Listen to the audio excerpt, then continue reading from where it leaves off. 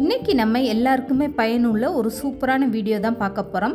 இப்போ பொங்கல் முடிஞ்சிருச்சு. இந்த பொங்கலுக்கு வாங்கின மஞ்சக்கிழங்கெல்லாம் என்ன செய்கிறதுன்னு தெரியாமல் சில பேர் அதை தூக்கி தூர போட்டுருவாங்க. ஆனால் இனிமேல் நீங்கள் அதை வேஸ்ட்டு பண்ணாதீங்க. இந்த மாதிரி பயனுள்ளதாக நீங்கள் செஞ்சு சாப்பிட்டு பாருங்கள். ரொம்பவே அருமையான டேஸ்ட்டாக இருக்கும்.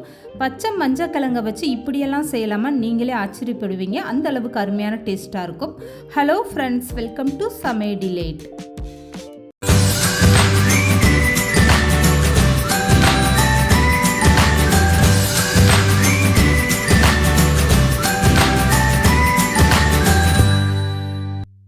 இப்போ பொங்கலுக்கு வாங்கின மஞ்சக்கிழங்கு இந்த மாதிரி பச்சை மஞ்சக்கிழங்கு இருக்கும். இதை இலையோடு இருந்ததுன்னா அந்த இலையை கட் பண்ணி எடுத்துகிட்டு இந்த கிழங்கை மட்டும் தனியாக எடுத்துக்கோங்க.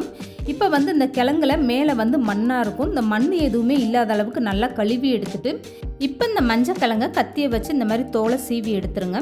லேசாக இப்படி சீவும் போது உங்களுக்கு தோல் ரொம்பவே ஈஸியாக வந்துடும். எல்லா மஞ்சக்கிழங்கும் இந்த மாதிரி நீங்கள் தோலை நீக்கி எடுத்து வச்சுக்கோங்க. பச்சை மஞ்சக்கிழங்கை வச்சு இந்த மாதிரி நீங்கள் ஒரு டைம் ட்ரை பண்ணி பாருங்கள். அவ்வளோ ஒரு அருமையான டேஸ்ட்டாக இருக்கும்.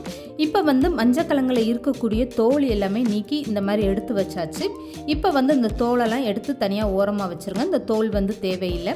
இப்போ ஒரு தட்டில் இந்த மாதிரி மஞ்சக்கிழங்கு எடுத்து வச்சுட்டு கேரட் துருவல் வீட்டில் இருக்கும்ல, அதில் இந்த மாதிரி சின்ன துருவலாக நீங்கள் பயன்படுத்திக்கோங்க. இதில் வச்சுட்டு இந்த மஞ்சக்கிழங்கை நல்லா துருவி எடுத்துக்கோங்க. இப்போ எல்லா மஞ்சக்கிழங்கும் இதே மாதிரி நீங்கள் துருவி எடுத்து வச்சுக்கோங்க. தட்டில் கொஞ்சம் கூட ஈரம் இருக்கக்கூடாது. இந்த மஞ்சக்கிழங்குலையுமே உங்களுக்கு தண்ணி இல்லாத அளவுக்கு நல்லா க்ளீன் பண்ணிவிட்டு அதுக்கப்புறமா இந்த மாதிரி நீங்கள் துருவி எடுத்து வச்சுக்கோங்க.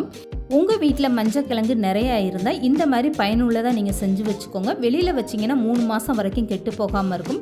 ஃப்ரிட்ஜில் வச்சு நீங்கள் பயன்படுத்தும் போது 1 வருஷம் ஆனாலும் கெட்டு போகாதுங்க. அவ்வளோ ஒரு அருமையான டேஸ்ட்டாக இருக்கும்.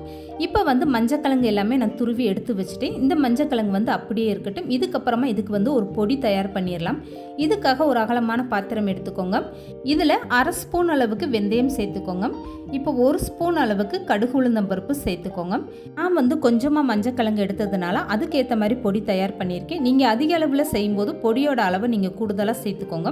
நான் 100 கிராம் அளவுக்கு இன்றைக்கி மஞ்சக்கிழங்கு எடுத்திருக்கேன். அதுக்கேற்ற மாதிரி நான் பொடி இன்றைக்கி தயார் பண்ணியிருக்கேன். இப்போ இந்த வெந்தயம் கடுகெல்லாம் சேர்ந்து நல்லா செவந்து வர ஆரம்பிச்சிருச்சு. இந்த நேரத்தில் நீங்கள் ஸ்டவ்வை ஆஃப் பண்ணிவிட்டு இந்த கடுகு உளுந்தை நல்லா ஆற வச்சுட்டு மிக்ஸி ஜாரில் சேர்த்து பவுட்ரு பண்ணி எடுத்துக்கோங்க. இப்போ அதே பாத்திரத்தில் 100 மில்லி அளவுக்கு நல்லெண்ணெய் சேர்த்துக்கோங்க. நல்லெண்ணெய் கூடுதலாக சேர்க்கும்போது உங்களுக்கு சீக்கிரமாக கெட்டு போகாமல் இருக்கும். இப்போ 1 ஸ்பூன் அளவுக்கு கடுகு உளுந்தம்பருப்பு சேர்த்துக்கோங்க. இந்த கடுகு உளுந்து நல்லா பொரிஞ்சு வரட்டும். இதுக்கப்புறமா 1 கொத்து கருவேப்பிலை சேர்த்துக்கோங்க. இந்த கருவேப்பிலையை நல்லா பொரிஞ்சு வந்ததுக்கப்புறம் 1 பச்சை மிளகாய் சின்ன சின்ன ரவுண்டாக கட் பண்ணிவிட்டு சேர்த்துக்கோங்க.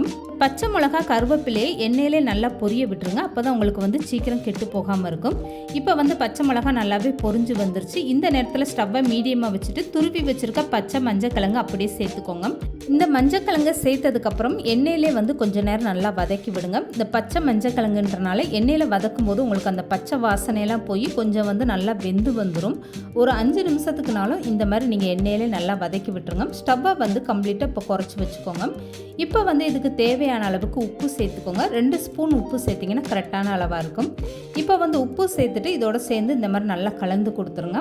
மஞ்சக்கிழங்கை இந்த மாதிரி வதக்கும் போது நீங்கள் உப்பு சேர்த்துட்டு வதக்குனீங்கன்னா அது சீக்கிரமாகவே நல்லா வெந்து வந்துடும். இப்போ வெந்தய பொடி அப்படியே நீங்கள் சேர்த்துக்கோங்க. 1/2 ஸ்பூன் வெந்தயம், 1 ஸ்பூன் கடுகு எடுத்து அதை வறுத்துட்டு பொடி பண்ணிவிட்டு அந்த பொடி அப்படியே சேர்த்துக்கோங்க. இப்போ 1/2 ஸ்பூன் அளவுக்கு இதில் பெருங்காயத்தூளும் 3 ஸ்பூன் அளவுக்கு தனி மிளகாய்த்தூளும் சேர்த்துக்கோங்க. மிளகாய்த்தூள் சேர்த்துட்டு இந்த எண்ணெயிலே நல்லா வதக்கி விடுங்க. இதில் நீங்கள் கொஞ்சம் கூட தண்ணி சேர்க்கவே வேண்டாம். இப்போ இது கூடவே 3 எலுமிச்சை சாறு விதையெல்லாம் நீக்கிட்டு அந்த சாறை அப்படியே சேர்த்துக்கோங்க. ஸ்டவ்வை இப்போ கம்ப்ளீட்டாக குறைச்சி வச்சுக்கோங்க. எலும்பிச்சை சாறு சேர்த்ததும் ஒரு டைம் நல்லா கலந்து கொடுத்துட்டு அதுக்கப்புறமா நீங்கள் ஸ்டவ்வை ஆஃப் பண்ணிடுங்க. அவ்வளோதாங்க. இந்த எலும்பிச்சை சாறு சேர்க்கும் போது உங்களுக்கு சீக்கிரமாகவே கெட்டு போகாமல் நல்ல ஒரு புளிப்பாக உரப்பாக சாப்பிட்றதுக்கு இந்த மஞ்சள் தொக்கு அவ்வளோ ஒரு அருமையான டேஸ்ட்டாக இருக்கும். இப்போ எலும்பிச்சை சாறு எல்லா பக்கம் படுற மாதிரி ஒரு டைம் நல்லா கலந்து கொடுத்துருங்க. இப்போ இது நல்லா ஆறுனதுக்கப்புறமா அப்படியே எடுத்துகிட்டு ஒரு ஈரம் இல்லாத டப்பாவில் போட்டு நீங்கள் எடுத்து வச்சிட்டிங்கன்னா போதுங்க. உங்களுக்கு 3 மாதம் வரைக்கும் நீங்கள் வெளியில் வச்சுருந்து சாப்பிடலாம், கெட்டே போகாது. இந்த மஞ்சக்கிழங்கு தொக்கு இட்லி, தோசை, ஒயிட் ரைஸு, தயிர் சாதம், சப்பாத்தின்னு எல்லாத்துக்குமே ரொம்ப அட்டகாசமான டேஸ்ட்டாக இருக்கும். பச்சை மஞ்சக்கிழங்கை வச்சு இப்படி கூட செய்யலாமான்னு நீங்களே ஆச்சரியப்படுவீங்க. ஒரு டைம் நீங்கள் ட்ரை பண்ணி பாருங்கள். இது சாப்பிட்றதுக்கு அவ்வளோ ஒரு அருமையான டேஸ்ட்டாக இருக்கும்.